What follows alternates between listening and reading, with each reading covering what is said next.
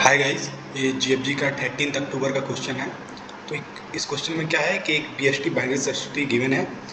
इसमें से क्या है, x इक्वल टू 87। अब इससे बड़ी वैल्यू है इसके बराबर वाली वैल्यू को जो रिटर्न करना है।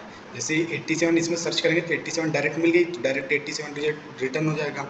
और इस केस में क्या है, x इक्वल टू 11, मतलब सॉरी उससे छोटी, मैक्सिमम छोटी वैल्यू। तो यहाँ पर चेक करेंगे 6, 8, 7, 9। तो 9 इसमें सबसे मैक्सिमम और इससे छोटी है, तो 9 रिटर्न कर देंगे क्योंकि इससे बड़ी वैल्यू है ही नहीं। तो चलिए अब इसका कॉन्सेप्ट समझ लेते हैं।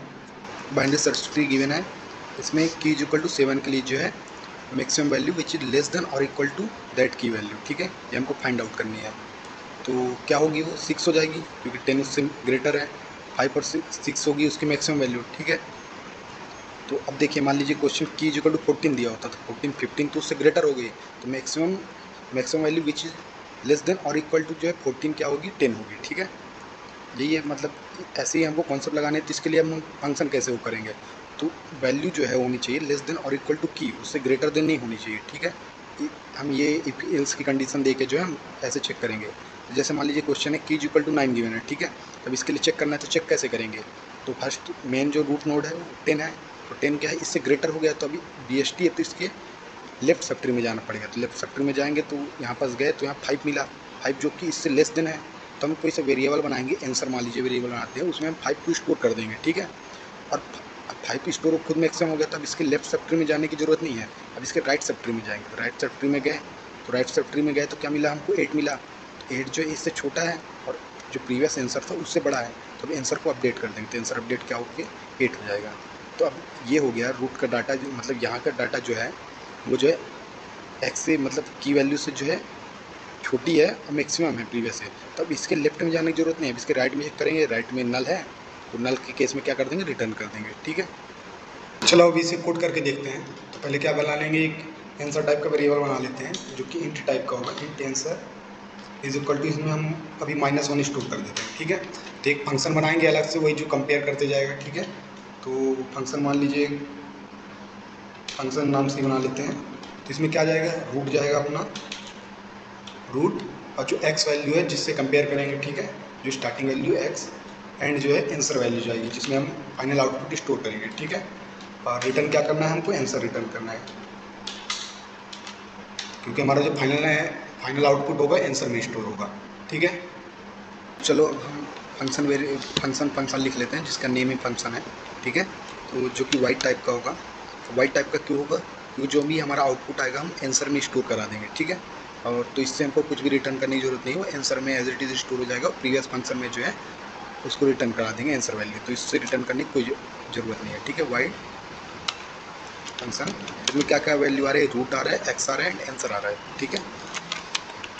तो नोड स्टार रूट एक्स जो है एंड टाइप की वैल्यू है, एंड आंसर भी हमारी एंड टाइप की, लेकिन हम इसमें एंड यूज करेंगे। एंड यूज इसलिए करेंगे क्योंकि इसमें जो भी आउटपुट आएगी हम आंसर में स्टोर करेंगे, तो जो स्टोर करेंगे उस स्टोर आउटपुट वैल्यू को हम प्रीवियस फंक्शन में यूज कर सकें, इसलिए हम एंड यूज करेंगे। तो मतलब उस एड्रेस पे जाके उस वैल्यू को चेंज कर देगा, ठीक है, आंसर। अब क्या करेंगे, एक बार इस फंक्शन को लेफ्ट सब ट्री के लिए कॉल कर लेंगे। क्या सेम फंक्शन, तो इसमें क्या होगा, रूट का left comma x and an answer, ठीक है।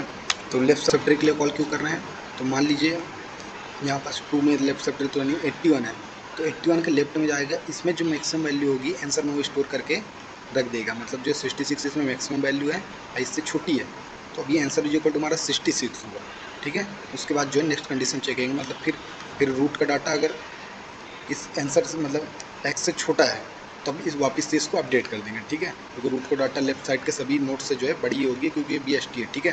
तो उस कंडीशन में चेंज कर देंगे। अगर नहीं है,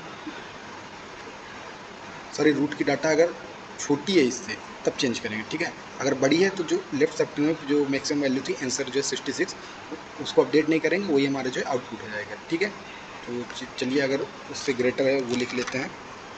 तो इफ जो रूट की डाटा इज ग्रेटर देन और इक्वल टू एक्स,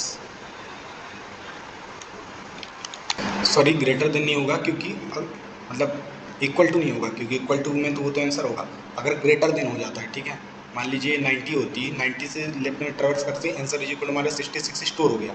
तो अगर ये 90 है, मतलब जो रूट का डाटा उससे बड़ा हो गया, तो जो फाइनल आंसर वो 66 होता है, डायरेक्ट हम उसको जो है रिटर्न कर देते हैं, ठीक है। तो इस केस में भी यही करेंगे,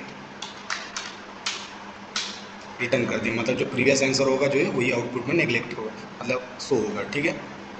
तो ये एक कंडीशन होगा, अगर ग्रेटर, अगर उससे लेस देन और इक्वल टू होगा तो आंसर को हमको चेंज करना पड़ेगा। यहाँ पर जो है जैसे इस केस में 81 है, इससे छोटा है, लेकिन आंसर फाइनल आंसर जो 66 था उससे बड़ा है, तो आंसर को अपडेट करेंगे, ठीक है। फिर इसके राइट के फंक्शन में जो कॉल करेंगे, अब उससे बड़ी BST है तो राइट फंक्शन के लिए कॉल करेंगे। तो 87 उसके लेफ्ट सब ट्री में कुछ है नहीं, तो ये वाला फंक्शन जो है इस केस में कॉल नहीं होगा, ठीक है।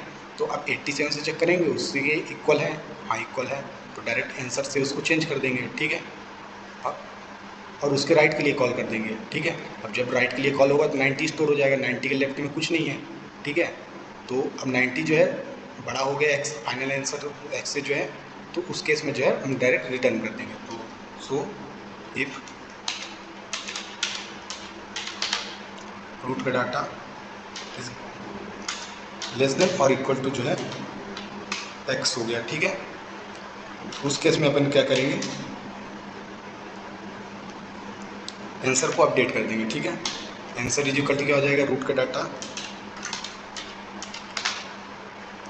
मतलब उससे छोटा है उसके बराबर है तो वही मैक्सिमम चल लीजिए, आंसर को अपडेट कर देंगे और फिर उसके राइट साइड के फंक्शन के लिए कॉल कर देंगे। तो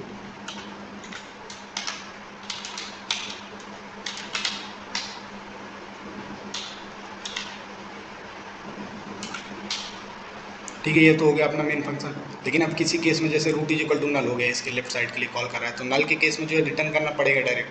तो नल वाली कंडीशन लिख लेते हैं, ये root is equal to null,